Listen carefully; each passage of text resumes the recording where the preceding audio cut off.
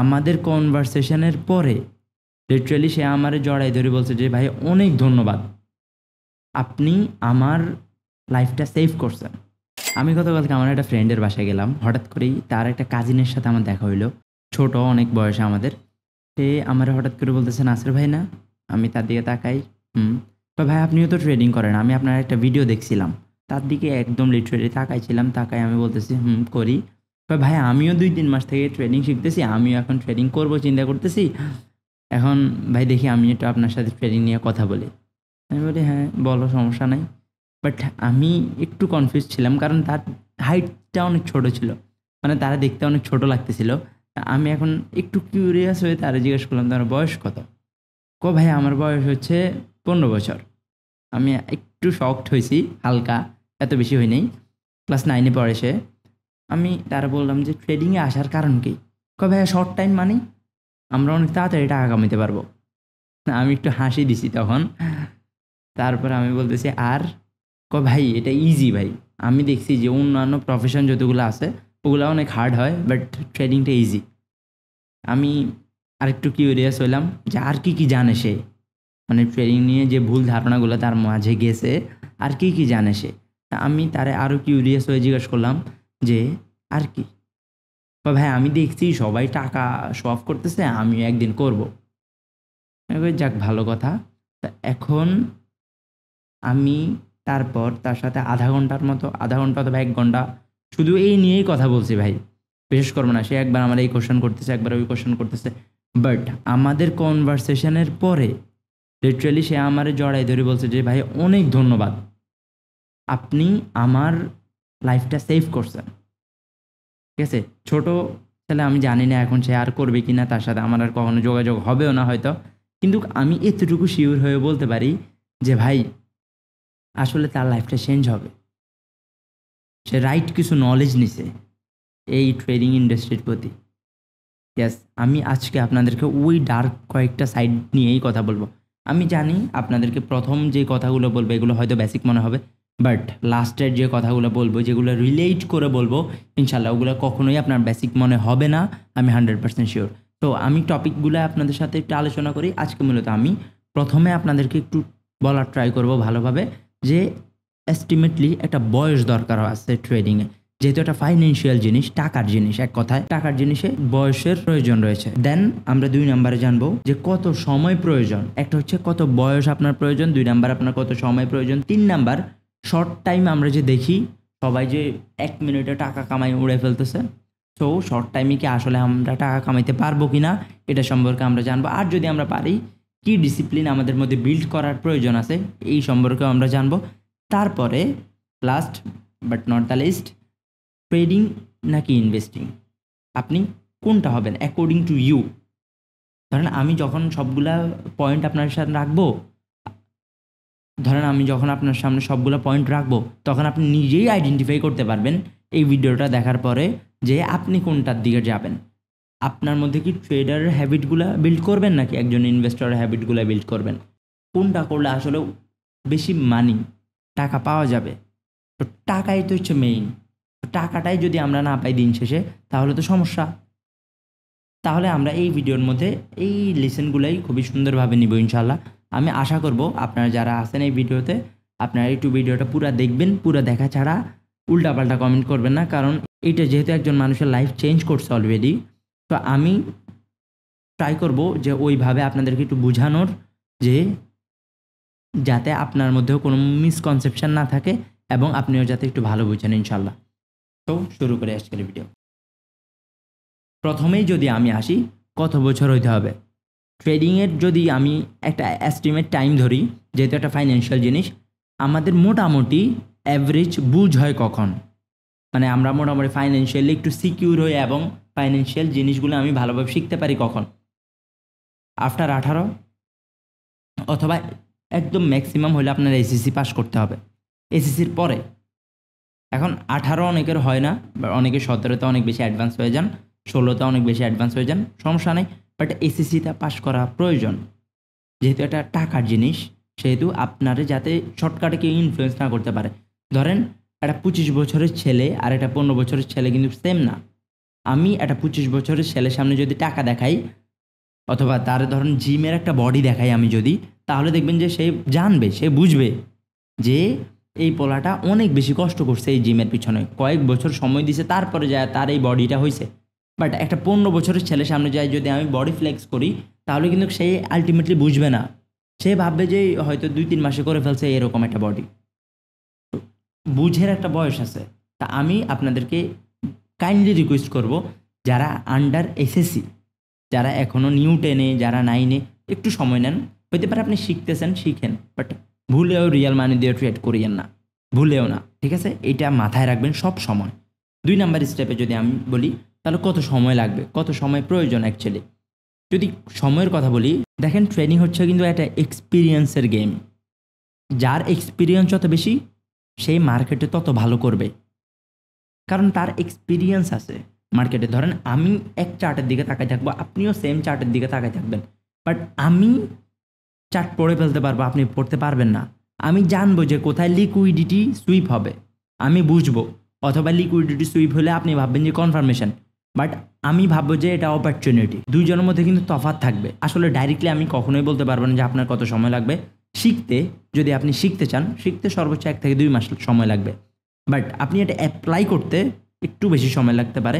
ধরেন একদম যদি আমি একটা বেসিক উদাহরণ নিই, ধরেন আমরা ক্রিকেট খেলা শিখতেছি, আমি শিখলাম যে ব্যাট কেমনে ধরা লাগে, আমি শিখলাম যে বল কেমনে করা লাগে, বল যদি আমি অফ সুইং দিতে চাই তাহলে কীভাবে দিতে হবে, যদি আমি লেগ সুইং দিতে চাই তাহলে কীভাবে দিতে হবে, এগুলো সব কিছু কি আমি শিখছি।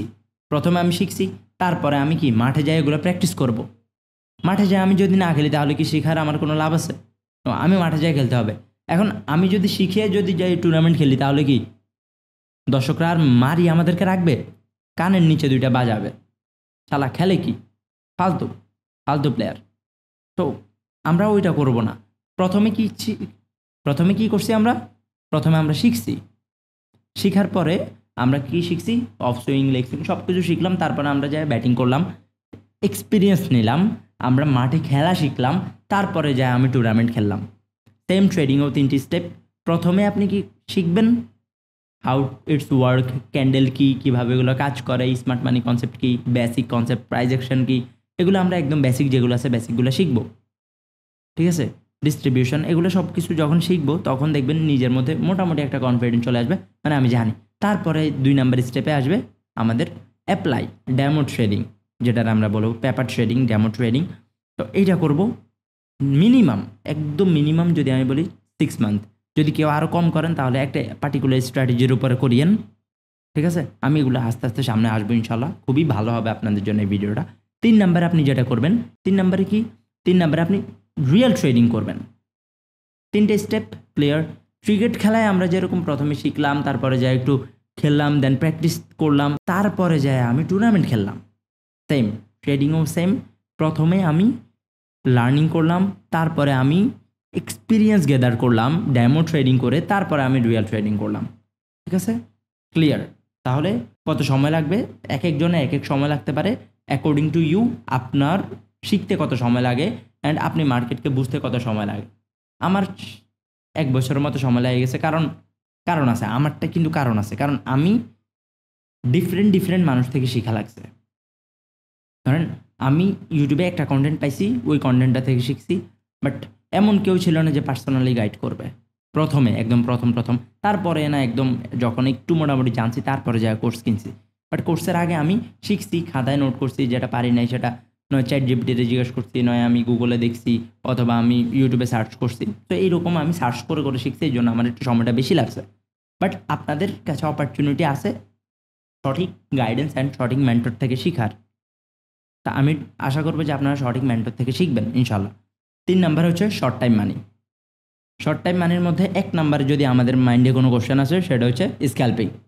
হ্যাঁ, স্ক্যাল্পিং ছাড়া শর্ট টাইমে ইনকাম করা অসম্ভব। তো স্ক্যাল্পিং কি? স্ক্যাল্পিং হচ্ছে আপনি 1-2 মিনিট, 5-10 মিনিটের মধ্যে ট্রেড করবেন, দেন এক্সিটও করবেন, সেটা হচ্ছে স্ক্যাল্পিং। এখন স্ক্যাল্পিং থেকে কি টাকা কামানো সম্ভব? ইয়েস, অবভিয়াসলি সম্ভব, বাট এক্সপিরিয়েন্স ভাই। ধরেন যেই ব্যক্তি অলরেডি 2 বছরের এক্সপিরিয়েন্স আছে, 2 বছর, 3 বছর, 2 বছর মানে কি এটা যে আপনি ট্রেডিং করতেছেন 2 বছর, এর মানে আপনার এক্সপিরিয়েন্স আছে? নো।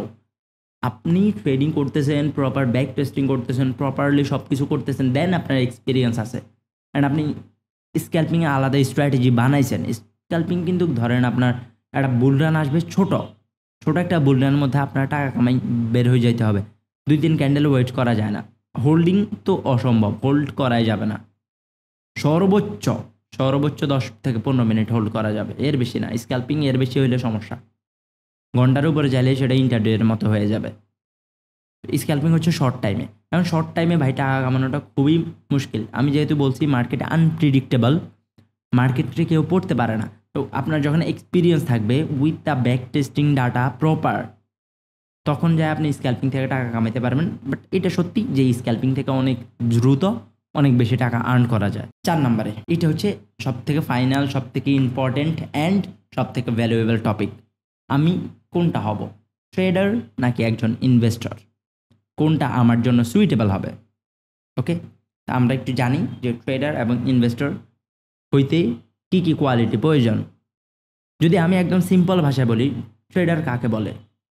ট্রেডার হচ্ছে যারা দিন আনি দিন খাবে এরকম ব্যাপার, অথবা 1 সপ্তাহের মধ্যে ইনকাম করবে, 1 মাসের মধ্যে ইনকাম করবে, মান্থলি স্যালারি, এগুলো হচ্ছে একজন ট্রেডারের বৈশিষ্ট্য। একজন ইনভেস্টর কি?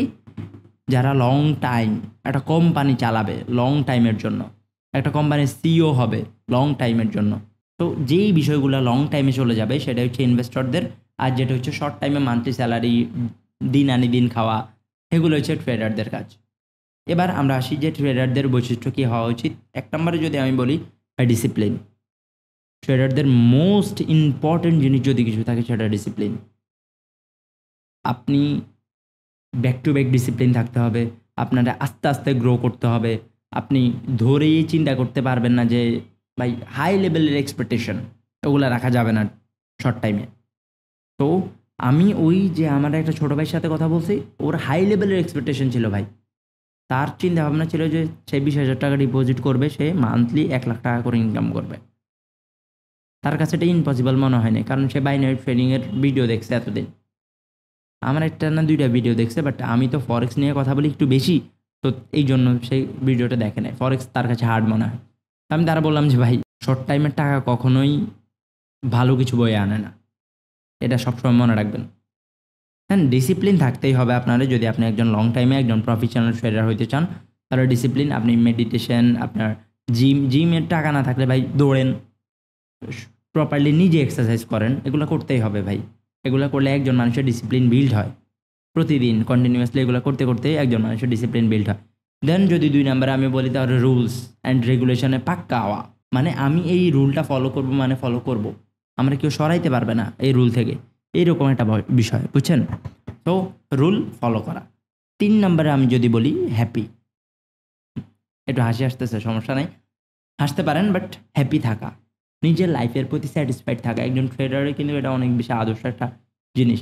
যদি আপনি নিজে হ্যাপি না থাকেন, তাহলে মার্কেটে আপনি ভালো পারফর্ম করতে পারবেন না, আপনি অনেক খারাপ পারফর্ম করবেন। যেহেতু আপনার মতো হাজারো মানুষ একটা টাইম একই চার্ট দেখতেছে, একই জায়গায় ট্রেড প্লেস করতেছে, তো তাদের ইমোশনের সাথে আপনারে কানেক্ট করতে হবে এবং আপনি আরও ভালো ফিল করতে হবে, তাহলে আপনি ভালো কিছু করতে পারবেন with a long time trading. আর উল্টাপাল্টা এক্সপেকটেশন বাদ দেন, একদম ডিসেন্ট ডিসিপ্লিনে থাকেন। আসার পরে আপনি $100 ঢুকান, $200, $500 যাই ঢুকান, ডিসিপ্লিনে একদম মিনিমাম এক্সপেকটেশন রাখেন। আমি এসব কথা বলি দিয়ে অনেকের ভালো লাগে না, বাট ভাই দিস এ রিয়েলিটি। ইনভেস্টিংয়ে ভাই কোনো কোয়ালিটির কিছু দরকার নেই, না আপনার ডিসিপ্লিন দরকার, কিছু দরকার নেই, জাস্ট বড় একটা ক্যাপিটাল দরকার। ট্রেডিংয়ে একটু ছোটো ক্যাপিটাল হলে চলে, কোনো সমস্যা নেই।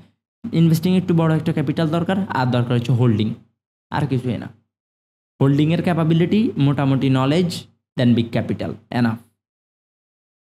আপনি একজন প্রফেশনাল ইনভেস্টর হয়ে যেতে পারবেন, একদম প্রফিটেবল ট্রেডার হয়ে যেতে পারবেন ইনশাল্লাহ। ভাই আমি জানি আপনি পারবেন।